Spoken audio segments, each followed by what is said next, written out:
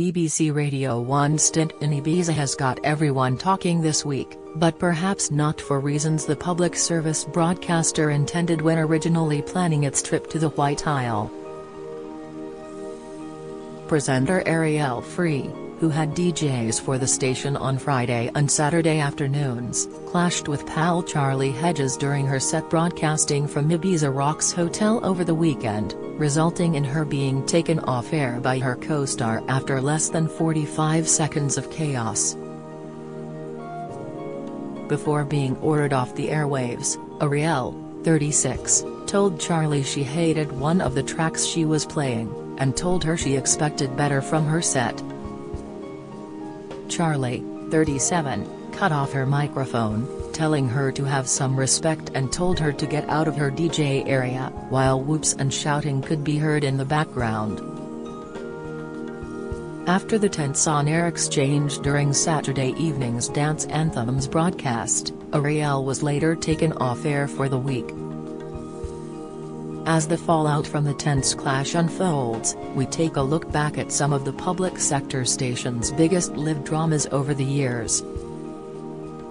From Chris Moyles fuming about his pay to Danny Baker's on-air rant about his BBC employers, there has certainly been no shortage of explosive broadcasts. Vernon Kay these days, Vernon Kay is busy entertaining Radio 2 listeners after taking over broadcasting legend Ken Bruce's mid-morning slot earlier this year, but the dad of two, 49, was one of the biggest names on Radio 1's roster from 2004 until his departure in December 2012. On Saturday, February 13, 2010, Vernon made an on-air apology while hosting his weekend show amid reports in the press regarding his personal life. The Family Fortunes presenter, who had been married to Tess Daly for 7 years at the time, had been accused of sending sexually explicit text and social media messages to model Rhian Sugden every day for 4 months. Vernon issued a public apology to his Strictly Come Dancing co-host wife and his family at the start of his Radio 1 show, saying, "Now this week you may or may not be aware that because of some foolish and stupid decisions I have made, I have disappointed and I have let down a lot of people. To my family and everybody, I am very sorry. The I'm a celebrity. Get me out of here." Star was accused of reconnecting with glamour model Rhian again 5 years later in 2015. Kay then took to Facebook to explain, saying, "I was contacted by Rhian out of the blue back in December regarding the story in 2010, claiming she had information she wanted to pass on. I recognize how it may look when messages are pulled out of context, but there was never any inappropriate intent to our communication. I was merely trying to find answers to questions that I've had since 2010. Tess is aware of everything that has been discussed with Rhian." Vernon and Tess, who share 2 daughters together, have seemingly put the drama behind them and remain happily married to this day. Chris Moyles' 2010 was a chaotic year for Radio 1, with Vernon's groveling on-air apology to Tess soon followed by self-proclaimed savior of the station Chris Moyles hitting out at BBC bosses and accusing them of a huge lack of respect as he revealed he hadn't been paid for several months. Chris, who presented Radio 1's breakfast program from 2004 until 2012, told listeners he was very, very angry as he fumed live on air in September 2010. The DJ fumed the BBC could not be bothered to pay him and ranted, "Why should I come in? It's a two-way street. What annoys me is the fact I mentioned it to people this week. Fix it, just get it fixed. It's a huge lack of respect and a massive FU to me. The I'm a celebrity. Get me out of here." Star, 49, continued, "Can you imagine if Terry Wogan had not got paid for 2 months? Would you even think that would ever happen? It just wouldn't, would it? Do you ever think anyone would forget to pay Chris Evans for 2 months and nobody would panic about it?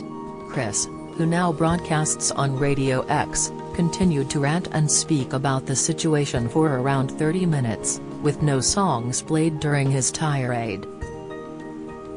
The Yorkshire-born star took issue with listeners texting in to complain about his decision to use his show to air his grievances.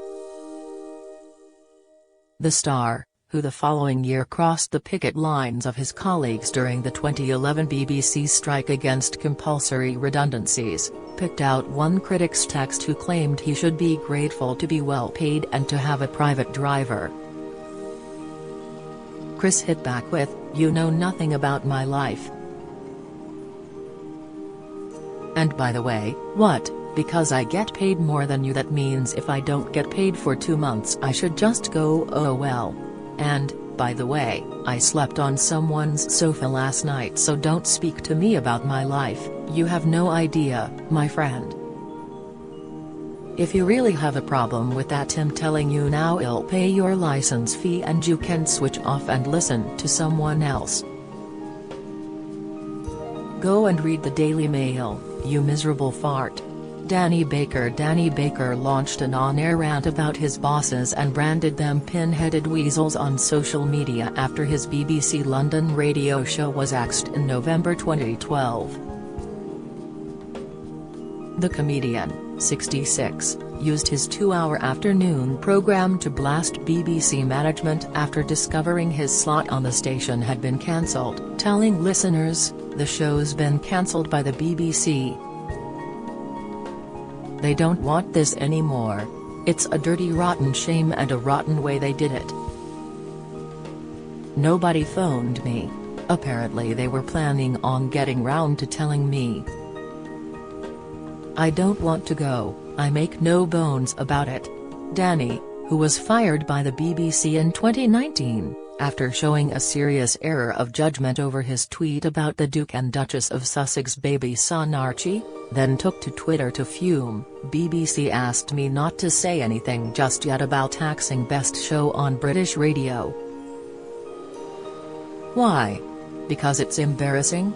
Because they'll look bad." He went on to add, "Deep thanks to everyone who has responded about the radio. We dwell amid pin-headed weasels who know only timid, the generic and the abacus." Zoe Ball has enjoyed a long career with the BBC, from becoming the first female solo host of the Radio 1 breakfast show in 1997 to currently being the corporation's highest-paid radio presenter thanks to earning £980,000 as the host of Radio 2's Zoe Ball breakfast show. During her Radio 1 days, Zoe was the hard-partying, highly paid queen of the Ladettes, blazing a trail for rebellious women across the country. Speaking earlier this year, the 52-year-old admitted she only has vague memories of her 2.5 years at the helm of one of the UK's biggest radio shows. "It was quite a time. It was the 90s. It was wild," Zoe confessed to the Mirror in March. By the time she fell for now ex-husband Norman Cook, aka Fatboy Slim, in 1998, they were a match made in hedonistic heaven, meeting in Ibiza when Zoe was hosting the breakfast show from the party island. The pair famously stayed up all night, with Norman delivering Zoe to the breakfast show fresh from a night on the lash. The mom of two admitted she was so high while she was hosting the live broadcast from the island that she had trouble speaking, recalling, "As the show finished and my high from the night before started to fade, I looked around at the Radio 1 people and thought, I might get the sack." Follow Mirror Celebs on Snapchat, Instagram, Twitter, Facebook, YouTube and Threads.